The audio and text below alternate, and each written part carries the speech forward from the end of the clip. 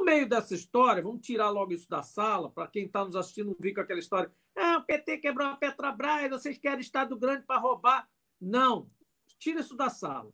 A questão de justiça, de corrupção, de desvio de dinheiro, de superfaturamento, não tenho medo de falar nisso. Não tenho medo de falar nisso. Não tenho vergonha nenhuma de falar absolutamente nada sobre isso. Agora, esta questão é eminentemente judiciária e de caso de polícia. Nós vamos aqui tirar isso da sala. Isso depende de cada país, resolve, cada país tem mais ou menos eficiência em combater isso. Isso acontece na Petrobras ou no petróleo, acontece na energia, acontece em cada uma das cidades brasileiras agora. Nesse momento está acontecendo. Não acabou, não. Não acabou e nem vai acabar. Onde houver dinheiro público, onde alguns acham que é um dinheiro fácil, um dinheiro que não é de ninguém, vai haver aquele esperto que vai dizer esse dinheirinho aqui, podia arrumar aqui a vida de alguém, chamar um compadre, fazer um negócio. Isso desde construir as pirâmides. Mas vai dizer, mas você é niilista em relação a isso, você quer abandonar o barco disso? Não, tem que combater, tem que ter. Agora, isso são outras forças. Nós estamos discutindo aqui, então vamos tirar isso da sala e vamos voltar a discutir a questão de quem constrói e quem vende. Então, é o seguinte, essa história de desinvestimento e privatizar é exatamente isso. Desinvestir é você sair de um negócio que você entrou, mas de repente não foi tão legal assim, ou você está acabando uma operação. Vou dar um exemplo prático. Petrobras entrou em energia eólica. Aí ela montou lá uns parques eólicos lá, chegou um momento, diz, olha, tudo bem, é bonitinho, é legal e tal, mas eu não quero isso agora, eu vou vender a minha participação nisso para pegar e focar em outra coisa. Ou no meu core business, como se diz, né? Com minha atividade principal, aquela para a qual eu fui montada e recebi mandado, no caso aqui dos acionistas, somos todos nós, o povo brasileiro. No caso de uma empresa privada, também é desinvestimento, porque os acionistas lá se reúnem e eu não quero mais participar de borracharia, eu quero estar só no ramo de posto de gasolina. E eu saio vendo minhas borracharias ou vendo a participação que eu tenho em algumas e venho para um posto de gasolina porque eu vou focar naquele negócio. Isso é desinvestimento. Pode até vender controle. Desinvestimento envolve isso. Mas desinvestimento é uma decisão de sair de um negócio ou porque não interessa mais ou porque dentro do gênero não interessar mais, porque ele acabou para mim. É o caso dos campos maduros, marginais, que você até pode cogitar que aqui possam ser objeto de uma sucessão gradual. Só que qual era a minha posição sobre isso sempre, de 20 anos atrás? É que isso deveria ter sido feito, deveria estar sendo feito, com a Petrobras como grande mola mestra da criação de empresas individuais ou menores nos estados, nas regiões, com petroleiros aposentados ou saídos por vontade própria para montar um negócio, para tocar um campo. E essa Petrobras, que vai ser a sócia majoritária dessas empresas nascentes, ser praticamente a babá daquelas empresas até que elas alcancem um certo tamanho, e que esses caras fiquem ali naquele ambiente ali mesmo. Eles não têm a pretensão de virar uma ESSO, nem uma própria Petrobras. Eles estão ali, operam campos que a Petrobras eventualmente acha que o overhead dela, que o custo operacional e o custo administrativo dela é muito maior, e acabam herdando mesmo, né? Recebendo como herança aquele ativo para operar, com todos os cuidados, com a Petrobras supervisionando, com a Petrobras comprando, garantindo a compra da produção, com a Petrobras fazendo, às vezes, de roteador da sonda de completação, da sonda de perfuração de novos poços, de eventual conexão desses poços pequenos todos por uma atividade, por um feixe logístico comum, né? Às vezes um caminhão, às vezes uma rede de dutos, enfim. O que já existe, por exemplo, aqui no Rio Grande do Norte, que está sendo posto à venda como um conjunto todo, para comprar o primeiro que passar, mesmo sendo uma empresa grande ou média. Então, isso é desinvestimento. Privatizar é vender, né, patrimônio, uma hidrelétrica que foi construída e amortizada, né, a duras penas, dificilmente, com o dinheiro do Estado brasileiro, congeminado de tempos modernos para cá, com capitalização privada, sim. Então, você vai dizer, tudo que a Petrobras fez até hoje foi com dinheiro público? Não. Porque ela, a partir do momento que ela ficou grandinha, foi descobrindo suas reservas, foi girando o seu negócio e foi pagando seus novos investimentos.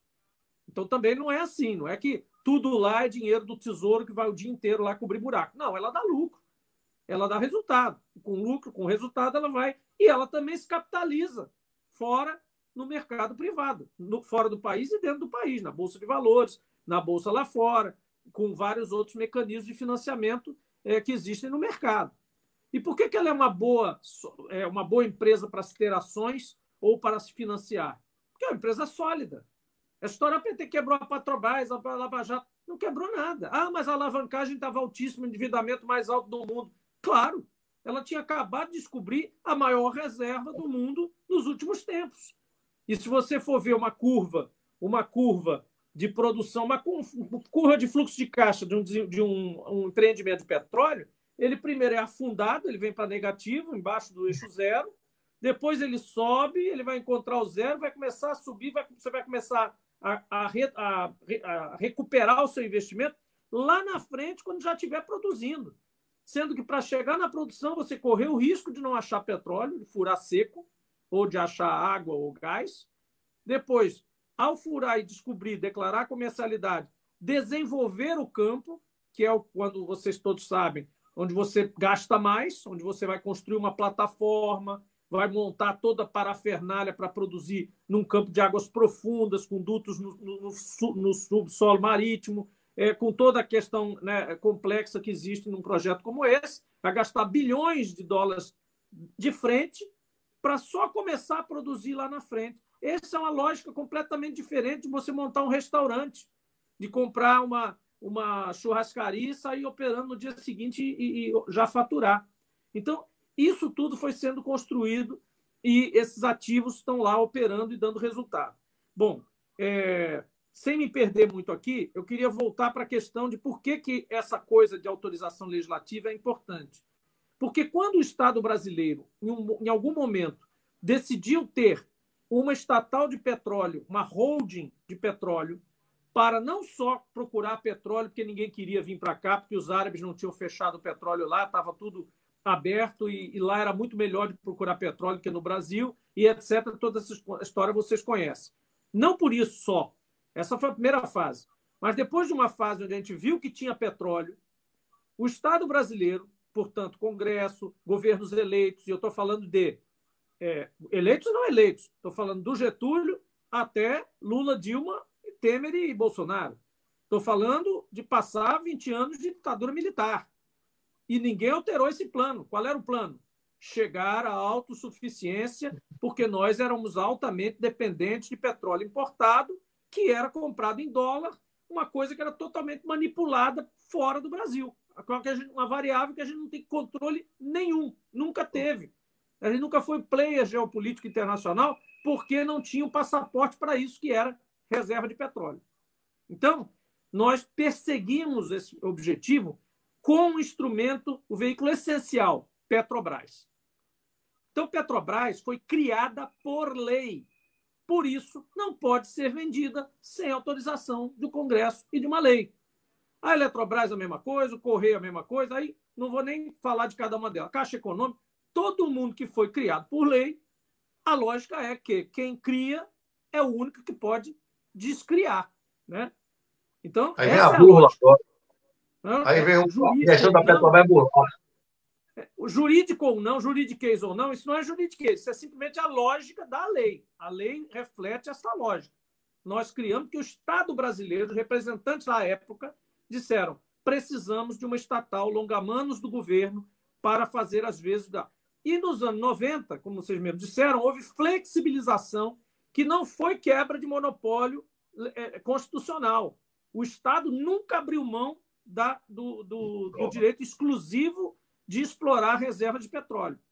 Ele disse o seguinte: olha, eu vou botar aqui uns companheiros para a Petrobras, onde ela não quiser, onde eu vou fazer licitação de bloco para achar áreas novas, para acelerar um pouco esse processo e tal. E até funcionou, até um certo ponto, funcionou bem. Petrobras não se enfraqueceu, como alguns temiam, porque o arcabouço legal foi sólido. Eu digo isso até porque participei dessas discussões, claramente, da lei do petróleo e tudo isso. À época até fui confundido como quem queria entregar ou quem não sei o quê, mas não, aquilo ali segurou muita coisa. Eu tomei muita pancada dentro dos grupos lá, porque queria a Agência Nacional mais forte, porque queria. Fomos atrás daquela chamada rodada zero, que era a confirmação de todos os campos da Petrobras e de todas as áreas onde havia investimento relevante, desenvolvimento e exploração, que eram as chamadas blocos azuis, blocos vermelhos, confirmação imediata pela lei do petróleo. Eu ajudei a cravar esse artigo na lei lá. Tudo que a Petrobras já tem é dela, não tem discussão. Não vai fazer nenhuma discussão sobre isso, né?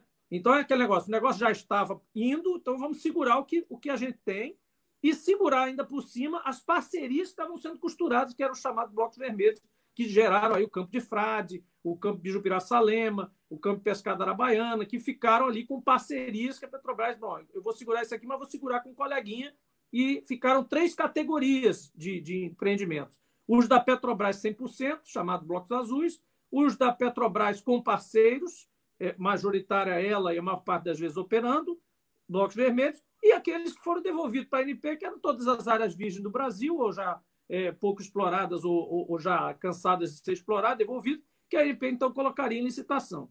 Então, muito bem, esse modelo aí com concessão, com royalty. Royalty é o quê?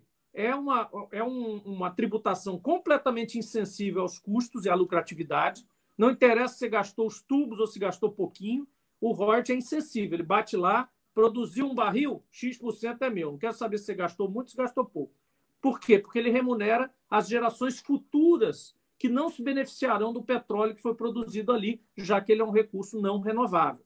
Então, tudo isso tem outras tributações que servem para outras coisas. O rental fee lá, aquele aluguel diário, que serve para sustentar o órgão regulador, o bônus, que é para competitividade do leilão, para o Estado poder arrecadar em momentos, e aí tem que ter habilidade, porque você tem que ter inteligência para programar os leilões, programar leilões com ativos bons em períodos de alta, onde está todo mundo querendo oportunidades, não é fazer leilão na hora, agora, numa pandemia, que só tem fundo abutre e oportunista no mercado para comprar galinha morta, né?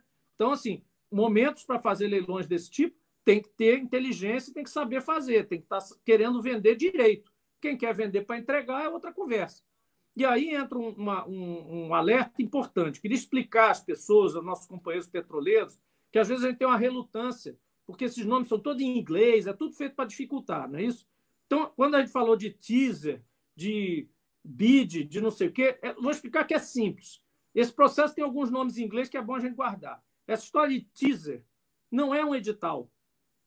Teaser não é um convite a uma licitação. Teaser, em inglês, é como se fosse um trailer de filme. Já foi no cinema, tem aquele trailer. Em vez de passar o filme todo, o cara passa um trailer para você querer ir comprar o ingresso para ver o filme. Teaser é isso. Teaser é 4 folhinhas que dizem basicamente o que é a refinaria da Bahia. Ah, puta refinaria, faz isso, faz aquilo, dela depende o polo petroquímico Camaçari, ela tem um terminal assim assado, tanques desse tamanho, faz isso, faz aquilo e tal, tal, tal. É o teaser. Com base nesse teaser, lá no finalzinho tem letra pequenininha. Se você estiver interessado nesse ativo, contacte o banco xpto@xptobanco.com.com. Entendeu, BR? Aí, estuda em inglês. Aí o cara vai e escreve para o banco. E se vocês lembrarem, tem casos que dizem o seguinte: se você escrever para a Petrobras, está fora. Você tem que escrever para o banco. Este banco é chamado advisor. Advisor é assessor. Só que de assessor, os caras não tem nada. Porque assessor é aquele cara que te diz: ei, não vende esse negócio agora não, que está ruim o mercado. Esse cara não vai dizer isso nunca, porque ele, na verdade, é um vendedor comissionado. Ele ganha pelo que ele vender.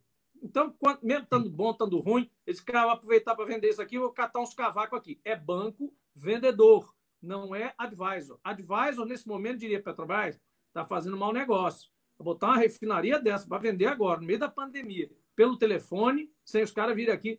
É ruim, hein? O pessoal lá com ação no judiciário, o ministro do Supremo querendo dizer que é ilegal. Ó, abre o olho, não faça isso não.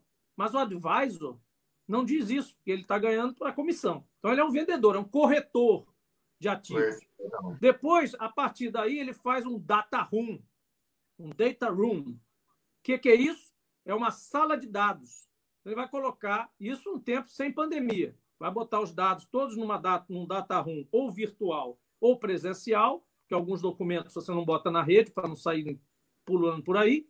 Então, o cara tem que vir ao Brasil, ir a uma sala que esse banco monta, olhar coisas. Eu me lembro quando a gente trabalhava com algumas coisas dessas, você tinha que levar papel e lápis, não era caneta, lápis, para ficar anotando as coisas, não podia tirar cópia, não podia tirar foto, nada disso. Lápis mesmo, vocês são advogados, estão rindo porque sabem o que é isso. Data room, um cara de lápis e papel na mão, entrava lá, copiava algumas coisas, tem outros dados que você pode levar, e você tem que decidir em cima daqueles dados. Em seguida, e aí até aí é o tal non-binding phase, que é a fase não vinculante. Até aí os caras propõem coisas e dizem, olha, eu estou até pensando nessa refinaria, acho que pode ser um bom negócio, vou mandar uns documentos aí para vocês verem quem eu sou e tal, e vai trocando ideia desse jeito. Mas até aí não é vinculante. Depois tem um tal de due diligence. O due diligence é quando os caras vão para sério mesmo. Olha, eu estou afim, vou assinar uma confidencialidade aqui, vou entrar aí e vou conhecer tudo seu. Tudo. Tecnologia, quem você pega, quem você não pega, o que você paga, o que você não paga, seu segredo industrial, tudo quanto vale, quanto não vale, tudo, suas políticas internas, seus planos de negócio, tudo eu vou conhecer, porque como é que eu vou comprar um negócio que eu não conheço? Então, olha a gravidade desse processo, como ele vai se construindo. Mesmo que ele não se desfaça ou se desfaça lá na frente, tem uma série de coisas aí que já vão sendo comprometedoras, né? Porque quando você chega no due diligence, você já está abrindo sua vida toda para o comprador potencial. Até que chega um momento que o cara diz assim, olha, eu vou comprar, eu vou botar o dinheiro numa escrow account, uma conta corrente temporária, entra assim, não sei, a tradução seria essa, onde você só vai poder pegar, você que está vendendo, só vai pegar esse dinheiro depois que eu passar por algumas restrições que eu vi aqui no meu due diligence, lá na minha auditoria que eu fiz. Eu vou botar umas coisas aqui que pode ser que eu tenha que depreciar o valor que eu ofereci. Então, eu ofereci 100, mas eu vi um monte de coisa lá, dívida trabalhista, potencial de acidente, não sei o que, inventar um monte de coisa, e esse 100, na verdade, tem que ser 80. Eu só aceito pagar 80, mas eu vou botar 100 aqui na conta e a gente vai descontando nesse processo. Até quando chega nesse ponto, o cara já está tão amarrado, ele já separou o dinheiro, tirou do... Lembre-se que a gente está falando do alto mercado financeiro, onde qualquer segundo no mercado financeiro vale dinheiro. O cara tirou o dinheiro do mercado financeiro, das aplicações dele, e já jogou numa conta para esperar acabar o... Então, nesse momento, ele já está quase comprometido. Mesmo que seja fase não vinculante, ele já está todo entregue ali na situação. E, no final, ele faz o closing, o fechamento do processo, se comprar ou não comprar. Veja, por que eu estou falando isso? Porque o que nós temíamos nessa ação, por que a gente correu atrás, é que a gente temia que acontecesse o fato consumado, que era a turma está andando, está vendo os dados, está passando dados, está andando, dois caras concorrendo e tudo. Ia chegar lá na frente e a Petrobras dizendo no teaser o seguinte, olha, amigo, pode ir vendo os dados, pode fazendo todo o processo, que na hora certa, está escrito lá, eu vou fazer uma subsidiária para vender para você a refinaria. Olha só, tá com crime confesso ali, né? Pô, eu vou fazer uma subsidiária lá na frente, porque eu preciso fazer, não diz por quê, mas eu preciso fazer uma subsidiária para vender para você. Deixa estar que a subsidiária é necessária justamente para burlar a condição colocada pelo Supremo de que uma parte, um braço, um dedo, um membro direto do CNPJ Petróleo Brasileiro S.A. não pode ser vendida sem o procedimento legal de passar pelo Congresso Nacional, licitação, tal, melhor proposta, tal. Então, para burlar isso, eu vou fazer uma subsidiária e, como eles disseram que subsidiária pode, é brincadeira, né? Fácil a beça, né? Então, é esse o processo que a gente está tentando evitar.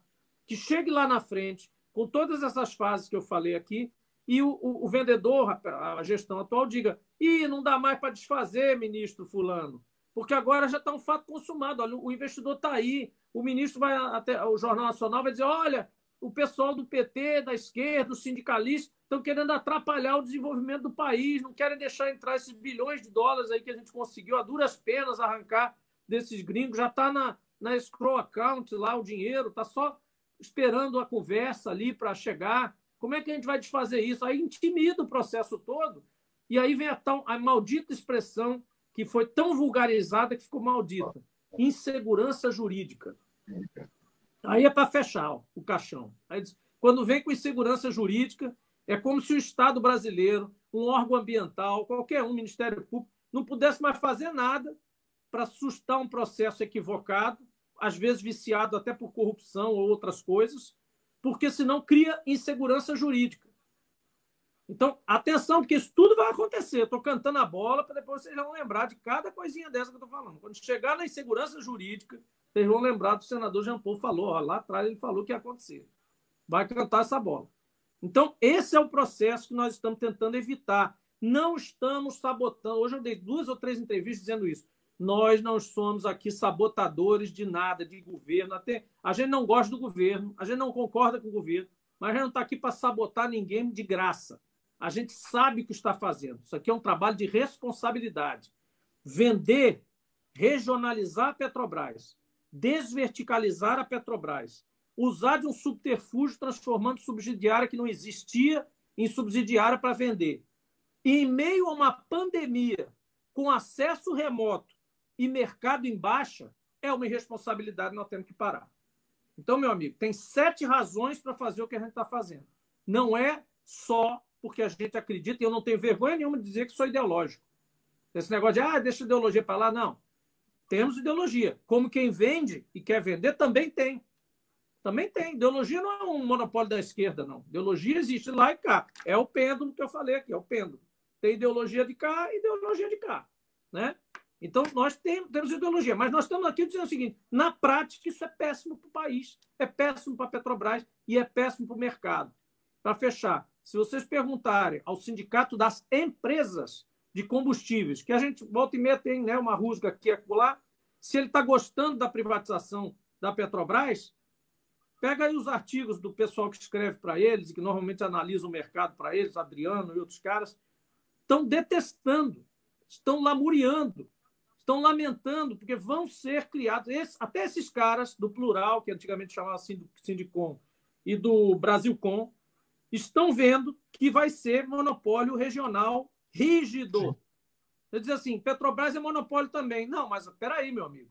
Eu mando diesel da Bahia, de Pernambuco para o Rio Grande do Norte quando precisa. Eu mando nafta que sobra aqui do Rio Grande do Norte para a Bahia, para o Polo Camaçari quando eu preciso. Então, eu mais ou menos eficientizo o movimento com uma estatal que tem toda a razão para funcionar assim. O papel dela é esse, o papel da Petrobras não é dar lucro para acionista. É também, subsidiariamente, fazer a sua atividade principal, dando lucro para o seu acionista, cujo majoritário é o governo, portanto, nós, né? Os minoritários são outra coisa, mas é dar lucro para eles subsidiariamente, portanto, em fazendo a sua atividade principal. Que qual é? Garantir o abastecimento do Brasil de forma eficiente e total, territorialidade totalmente coberta do território brasileiro em petróleo, seus derivados, gás natural e tudo mais que ela queira entrar, que seja parte do exercício de transição energética, incluindo biocombustíveis.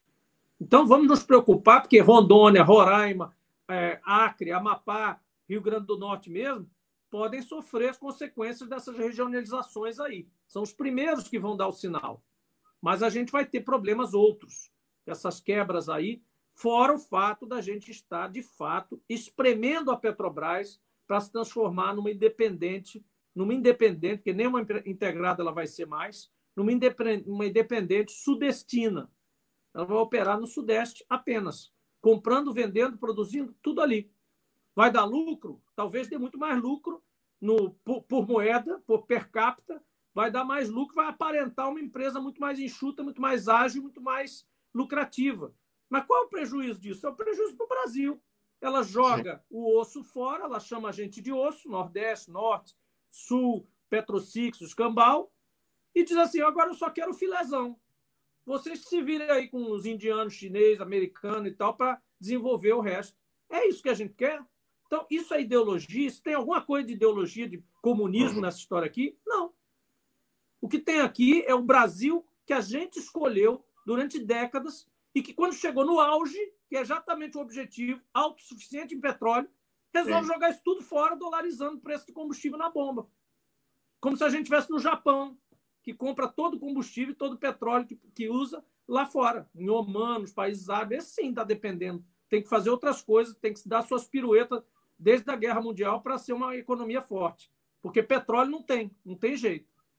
Nós chegamos no objetivo final, ao invés de desfrutar disso, ao invés de fazer disso uma poderosa arma, como o nosso governo Lula vinha fazendo, colocando isso na mesa no cenário internacional, sentando entre os grandes, finalmente, com petróleo na bolsinha, aí a gente resolve abrir tudo aqui e dizer, não, tá bom, vamos deixar as refinarias 70% parada, aliás, 30%, 40% ociosa, para entrar o produto importado.